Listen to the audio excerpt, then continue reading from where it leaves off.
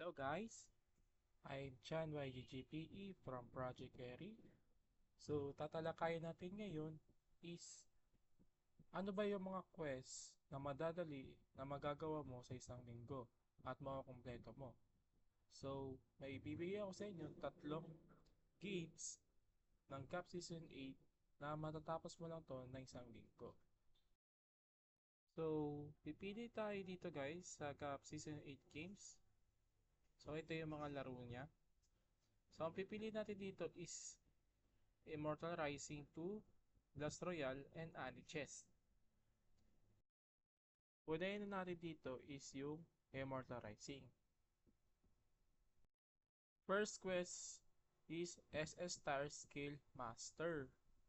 So kung saan dito is need mo lang ng isang weapon or equipments na naka SS1 or higher.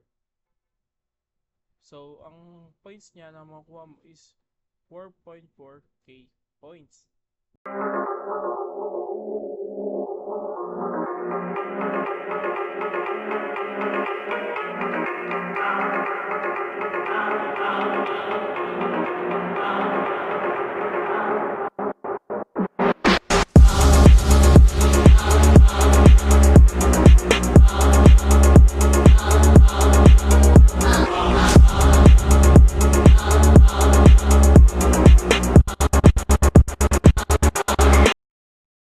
Second game natin is Blast Royale.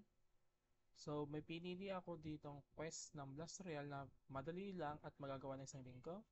Ito yung Time to Blast Off. So, ang kailangan mo lang is need mo lang magpa-level 10 sa Battle Pass. Kasi ang Blast Royale meron siyang Battle Pass.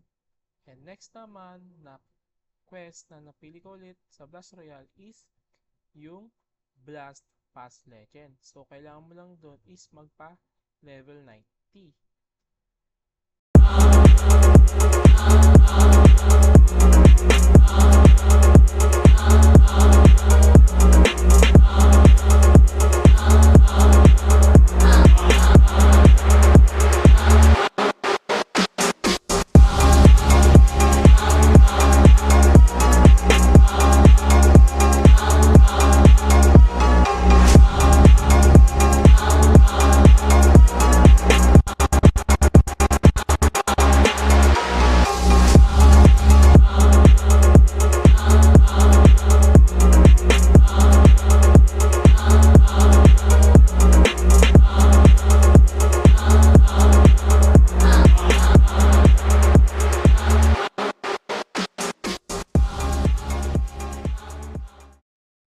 And last, the third game is Ani Chess.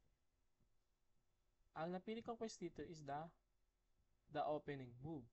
Ang gagawin mo lang is maglalaro ka ng isang game lang sa Ani Chess, then that's it.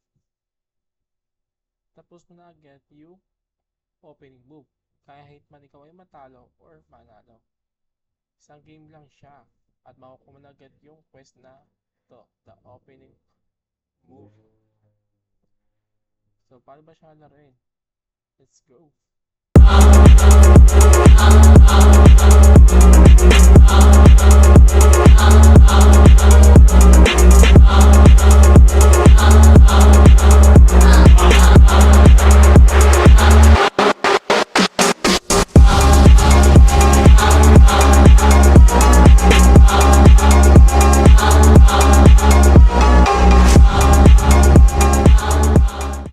So, yun lang ang 3 quests na madaling gawin in 1 week. So, guys, in-invite ko kayo sa G4G at sumali sa Discord ng YDGPH kung saan magpa-participate kayo and also may earnings din yon. So ano pa hinintay nyo? Sali na sa G4G and isisend ko sa comment section yung link ng YDGPH Discord and also the All-Star Discord and also the Guild, the Project